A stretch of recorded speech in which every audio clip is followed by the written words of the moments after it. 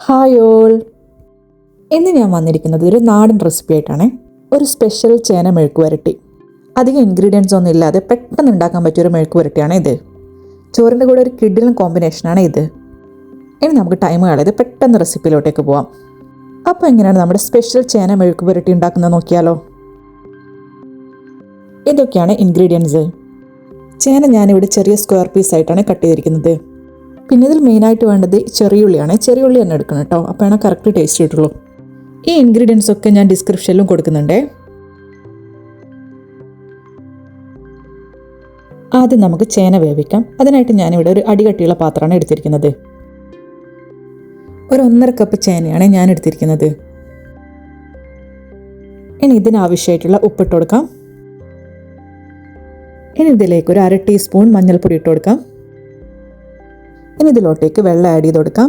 ആദ്യം കുറച്ച് വെള്ളം ഒഴിച്ചാൽ മതി, ഒരു 1/4 കപ്പ് വെള്ളമൊക്കെ മതിയാവും. എന്നിട്ട് നമുക്ക് വേവ് നോക്കിയിട്ട് വേണമെങ്കിൽ വീണ്ടും ഒഴിച്ചു കൊടുത്താൽ മതി. ഈ ചേന മെഴുക്ക് വരട്ടി ഉണ്ടാക്കുമ്പോൾ ഓവറായിട്ട് വെന്ത് പോകരുത്, അപ്പോൾ അതിൻ്റെ ടേസ്റ്റ് തന്നെ മാറിപ്പോട്ടോ. ഇനി ഇത് നല്ലപോലെ ഒന്ന് മിക്സ് ചെയ്ത് കൊടുക്കാം. ഇനി ഇത് നമുക്ക് അടച്ച് വെച്ച് കുക്ക് ചെയ്യാം. ഏകദേശം ഒരു 5 to 10 മിനിറ്റ് ആകുമ്പോഴത്തേക്ക് ഇത് കുക്കായി കിട്ടും. ഇടയ്ക്കിടെ തുറന്ന് ഇളക്കി കൊടുക്കണേ.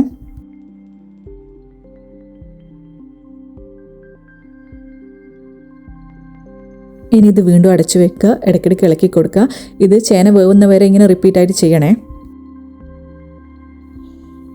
ഇപ്പോൾ ചേന നല്ലപോലെ വെന്ത് വന്നിട്ടുണ്ട്. ഇതിലെ വെള്ളമൊക്കെ കംപ്ലീറ്റ് വറ്റിയിട്ടുണ്ട്. ഇനി ഒന്ന് ഇത് മിക്സായി കൊടുക്കാം. നിങ്ങൾക്ക് ഇത് വെന്തൊക്കെ സ്പൂൺ കൊണ്ട് ഒന്ന് അമർത്തി നോക്കിയിട്ട് നോക്കാവുന്നതാണ്. ഇനി നമുക്ക് മെഴുക്ക് പുരട്ടി പ്രിപ്പയർ ചെയ്യാം. അതിനായിട്ട് ഞാനിവിടെ പാനാണ് എടുത്തിരിക്കുന്നത്. പാന് ചൂടാകുമ്പോൾ ഇതിലോട്ടേക്ക് വെളിച്ചെണ്ണ ഒഴിച്ചു കൊടുക്കാം.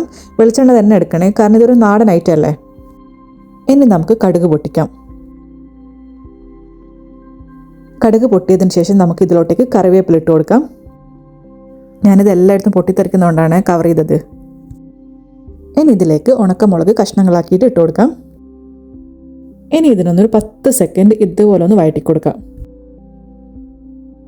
ഇനി ഇതിലോട്ടേക്ക് ഒരു 10-15 ചെറിയുള്ളി ഇട്ട് കൊടുക്കാം. ചെറിയുള്ളി എണ്ണ ഇടണേ.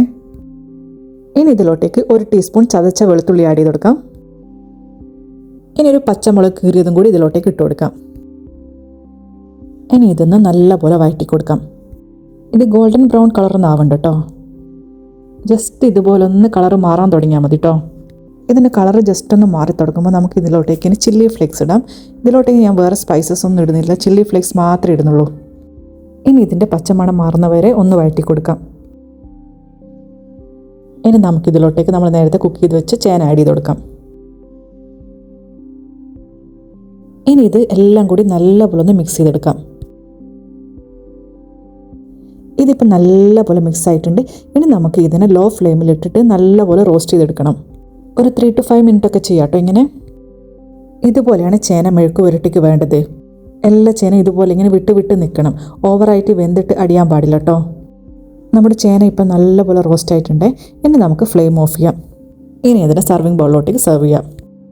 അപ്പം നമ്മുടെ ടേസ്റ്റി ആയിട്ടുള്ള സ്പെഷ്യൽ ചേന മെഴുക്ക് പുരട്ടി ഇവിടെ റെഡി ആയിട്ടുണ്ട്. എല്ലാവരും ഒന്ന് ട്രൈ ചെയ്ത് നോക്കണേ. ഈസി റെസിപ്പി അല്ലേ. ട്രൈ ചെയ്ത് നോക്കിയിട്ട് ഫീഡ്ബാക്ക് കമൻറ്റിലൂടെ പറയണേ. അതുപോലെ തന്നെ എൻ്റെ ചാനൽ ഒന്ന് ഇഷ്ടമായാലും വീഡിയോ കണ്ടും ലൈക്ക് ചെയ്തും സബ് ചെയ്തും സപ്പോർട്ട് ചെയ്യണേ. പിന്നെ നോട്ടിഫിക്കേഷൻ ഒന്ന് ഓണാക്കിയാൽ നിങ്ങൾക്ക് എൻ്റെ വീഡിയോസൊക്കെ കറക്റ്റായിട്ട് കിട്ടും. Thank you for watching.